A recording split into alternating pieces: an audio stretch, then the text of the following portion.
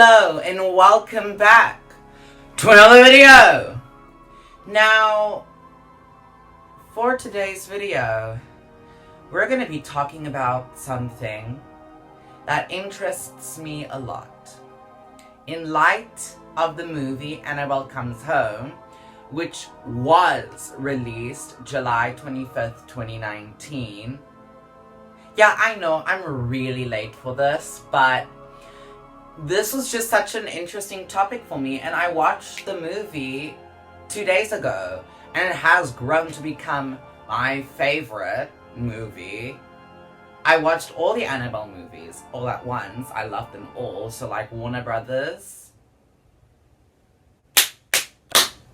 well done. We're going to be talking about the Annabelle case.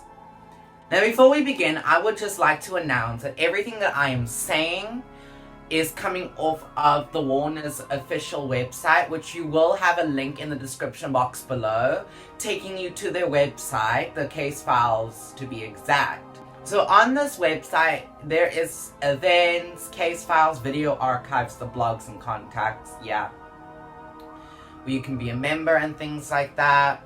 But I am very intrigued by Ed and Lorein Warren's work. Because they just have such an interesting thing.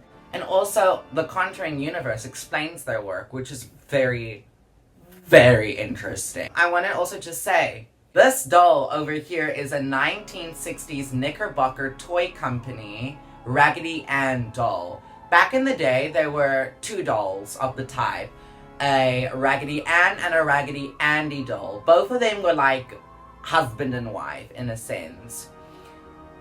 So, as you can see, it looks like such an innocent doll. Quite frankly, it looks like... I take that back. It looks like a creepy-ass person. This is the Raggedy Ann doll. Now, for the movies, the creator of the doll wanted to make it more scary, but not frightening in a sense that everyone would run away off the side of it. So that was where this doll came from. Once again, iconic. Iconic. You can also buy the doll, well, a replica of the doll, for $3,000. I don't got that money. And I would love to have a doll like that. I was just saying to my mom the other day that I want to like build a case and make like a thing for it just in our house and like spook everybody, because it's such fun. Okay, this is gonna fall off at some point. I'm just gonna be like, take it off. So without further ado and this long introduction, let's get on into the actual case.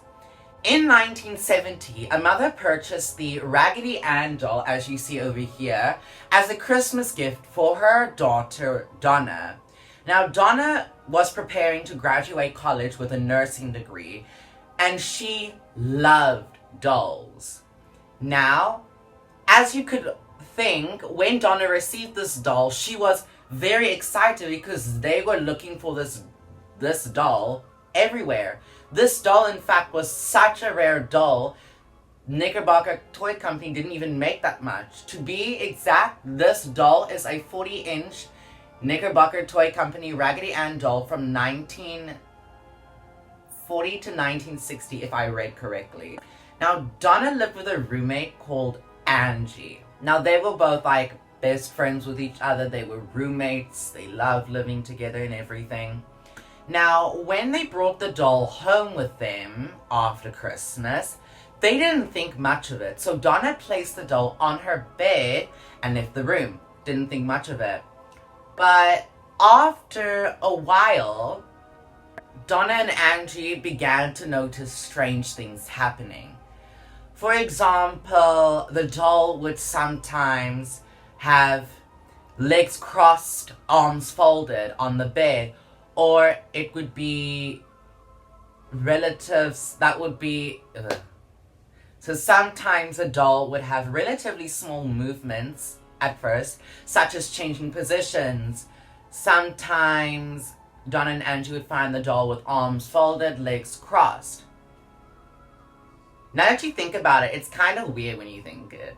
Several times, Donna sometimes left the doll on the couch before leaving work, and when she came back, she'd find the doll in her room, door closed. And that's not freaky. I don't know what the hell it is. Annabelle the doll could not only move, but she could also write. Now the writing was in the font of a child, and funny enough, the writing appeared on parchment paper that Donna or Angie did not have. They never used parchment paper, for that matter. They never had it. So it's very creepy, and it's a great thing to think of. How did the parchment paper get there? Where did it come from? Now, in an interview with in an episode of the Ed and Lorein show, they said that demons can materialize different things. I am talking like a person who doesn't know anything, which I don't. So, moving on, go research it yourself. I should have some links in the description box below where you can research this for yourself. Now, the messages on these pieces of parchment paper were quite creepy, if I do say so myself. For example, the paper would read, "Help us," and "Help Lou." Now this part I don't need to read because I know it. We've heard this so many times. So, Donna and Angie finally decided they would call a medium. And the medium held a seance and allegedly contacted a spirit named Annabelle Higgins, who died in a terrible accident on the property before the property was even built, and just wanted to be loved and cared for with the woman, and asked for permission to inhabit the doll. Now, Donna and Angie were very sympathetic for the spirit to say. So they gave the spirit permission to go and inhabit the doll, which ended up the spirit haunting the apartment. Now we're going to look at Lou's account, which, if you do not know who Lou is, I'm about to tell you. Lou was friends with Donna and Angie and had been with them since the day the doll arrived. Lou had never been fond of the doll, and on several occasions warned Donna that it was evil and to get rid of it. But Donna had a compassionate tie to the doll and was not going to easily let go of it. Now, different things would start happening, and Lou woke up with a terrible nightmare which he swore was real. It was a form of sleep paralysis where he was lying down on the bed or couch. Bed or couch, it doesn't state. He was waking up, and it seemed as if Lou was awake but couldn't move. He was looking around the room and saw nothing there, but then when he looked down to his feet, he saw the doll gliding up his legs, stopping at his chest, and strangling him. Strangling, I tell you. Strangling. Strangling. Period. Full stop. Paralyzed and gasping for breath, Lou, at the point of asphyxiation, blacked out. Lou awoke the next morning, certain it wasn't a dream. Lou was determined to rid himself of the doll and spirit that possessed it. Lou, however, would have one more terrifying experience with Annabelle, preparing for a road trip the next day. Lou and Angie were reading over a map alone at the breakfast table, or just the regular table, whatever you want to call it, when they heard a rustling going on in one of the rooms. Now, Angie thought that someone broke into the house, and they started walking slowly to the door, and Lou opened the door. Everything was moved around, and the doll was thrown to the corner of the room. Now, Lou walked up to the doll and felt something behind him. Now, when he looked, he realized there was nothing there, and then felt a burning sensation within his chest, and saw blood soaked in his shirt. When lifted up, saw 6 cuts as if of the claws of a beast. Now, I forgot to mention, when they first got the doll, and Lou already started with it, when they decided to start seeing the movements become more serious, Lou took the doll and threw it and said, "You're just a Raggedy Ann doll, you can't hurt me," and had 6 psychic wounds, 3 on the chest, something on the others, as if of cuts from a beast. Now, with that also being said, this happened, and that was the point where these scratches healed almost immediately, half gone the next day, and fully gone by day 2. Why would a demon want to heal someone? I don't know. But this was at the point where they decided, no, enough is enough. Donna was finally willing to believe the spirit in the house was not of the young girl, but an inhuman and demonic in nature. After Lou's experiences, Donna felt that it was time to seek real expert advice and contact an Episcopal priest named Father Hegan. Father Hegan felt it was a spiritual matter, and felt he needed to contact a higher authority in the church, and therefore contacted Father Cook, who immediately contacted the Warrens, Ed and Lorein, who immediately took interest in the case and rushed over right away. Now, Lorein told them that this was not a young girl, and that the demon manipulated the medium into telling them that it was a young girl and persuade them with kindness, giving the Mensa, the people, Donna and Angie, the thought of just allowing the spirit to inhabit the doll. Lorein also added on by saying that the spirit in this case, an inhuman demonic spirit, was essentially in the infestation stage of the phenomenon. It first began moving the doll around the apartment by means of teleportation to arouse the occupants' curiosity in hopes that they would give it recognition. Then, predictably, the mistake of bringing a medium into the apartment to communicate with it. If we make this long story a bit shorter, during the seance, Donna and Angie gave it permission to inhabit the doll, which was another one of their mistakes. Now this was a time where they had to take the doll out of the home. Donna and Angie gave Ed and Lorein Warren permission to take the doll out of the apartment, but the doll was not gonna leave without a battle. When Ed and Lorein Warren took the doll out of the house, Father Cook cleansed the apartment, Episcopal blessing of the home. It's a wordy 7-page document that is distinctly positive in nature. Once they cleansed the apartment, they took the doll.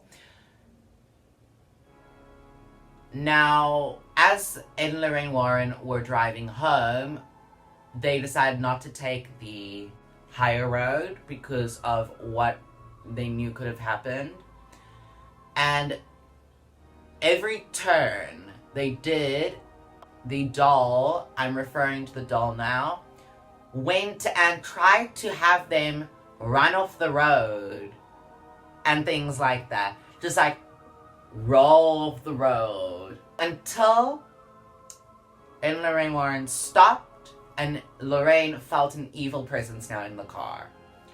They took a vial of holy water, threw it on the doll in the form of a cross, and that kept the evil contained till they went back to the museum.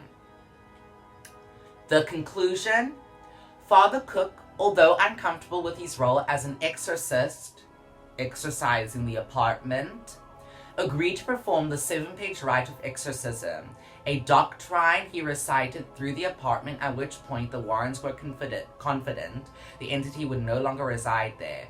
They agreed to take the rag doll back home with them. Upon leaving, Ed placed the doll in the back seat and agreed he would not take the interstate in the event the inhuman spirits still reside within the doll. End off. The Warrens had a special case built for Annabelle inside the occult museum, where she resides to this day. Since the case was built, Annabelle no longer appeared to move, but she is thought to be responsible for the death of a young man who came to the museum on a motorcycle with his girlfriend. Now, 2 things actually happened. So, the first one was a priest called Ed and Lorein Warren, saying that he wanted to bring his car over and show them the car because he was very proud of his new car. Wanted to give them a ride, all that. And he also heard of the doll. Sorry, had to add that in. So he came to their house, gave them a ride, and then when they got back to the house, after tea and biscuits, he asked if he could see the doll. Ed said, of course, and brought him to where the chair was that the doll was, and around the chair was this rope of such. And the priest took the doll and said, God is more powerful than the devil, and threw the doll. And Ed said, you are right, God is more powerful than the devil, but the devil is more powerful than us humans. And so the priest left, and Lorein pleaded to the priest, telling him that he needs to be careful when he drives home. Now, on the high state, the priest had an unfortunate event where the car had a collision with a tractor trailer, and the priest ended up in hospital. Now, when he woke up, he called Ed, first of all, and said, you are right, I should have never messed with the doll. And he said the last thing he remembers is looking up in his rear view mirror and seeing the face of that doll before he had the collision. Creepy, I know. Second case of the such is that a guy on his motorcycle with his girlfriend came to the occult museum and saw the doll, and they told him the story about the doll, and they were very like, it's just a doll, what is it gonna do to me? So they went and started banging on the boyfriend started banging on the case, saying, there's nothing here and I dare to scratch me and blah blah blah blah. And it said, I told you not to do that. I can't have you in here, please leave. So they left, and the motorcycle had a collision with a tree, if I'm not mistaken, if I can see over here. So the man had lost control of his motorcycle and went head into a tree and died instantly. Now, the reason they knew about what happened was because the girlfriend didn't die but suffered 1 year in the hospital,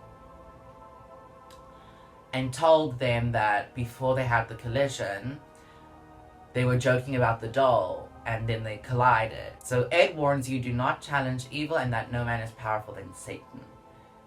Now, this was such an interesting case for me, and I'm just like, oh my god. Like, oh wow, okay. That type of situation, people. So, sorry about the late video. I just felt like I really wanted to film this. There are some things I haven't added on. For example, back at the apartment, they saw the doll move in various different ways. For example, while they were having breakfast, they would have the doll with them every single morning. And one day they saw the doll's arms were on the chair, and then the doll's arms lifted and placed like this on the table. That didn't scare the Donna and Angie though, it just made them more curious. Like, that is what I didn't add in. For example, on their way back home from work, when they opened the door, they saw the doll standing up. Now, the raggedy doll is a raggedy doll. The legs are flimsy. It just it wiggle, it wobble, it does its thing. It does its thing, girl. It does its thing. Yeah. But the doll was standing upright, like a human, arms to its side. But it didn't scare them either. It also just made them more curious. So yeah. This is such an interesting case though. Now, I would like to ask you guys. I'm going to be doing something called Spooktacular Saturdays, where I post a case every Saturday about a phenomena like this. If you guys would love or like to, not love, I don't care. If you would love to see more videos like this, please leave a thumbs up and subscribe and turn on all notifications so you never miss a moment that I upload a video.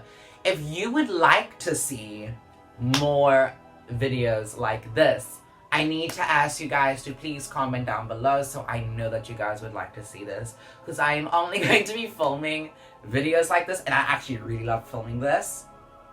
If you guys would like to see it, it's kind of pointless.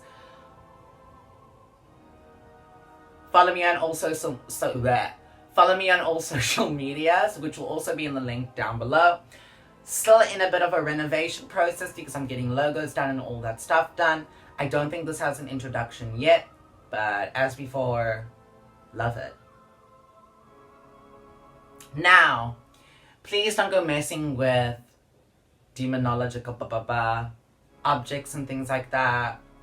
Very dangerous. Don't be messing with the Ouija boards, because let me tell you something, people. When you open a door into the other realm, there is no way of closing it. You think you've closed it, but you haven't. You haven't. There is no possible way of closing it.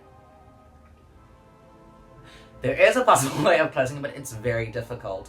So please, please, please do not mess with this stuff. And I will not be liable for anyone who decides to.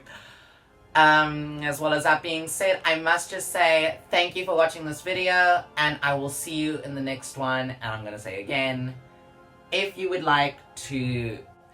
have anything that you would like me to review, if you have anything you would like me to talk about, cases that you would like me to review and speak about, please email me on the business email in the description box below. And if you're listening to this, I'll tell you it now.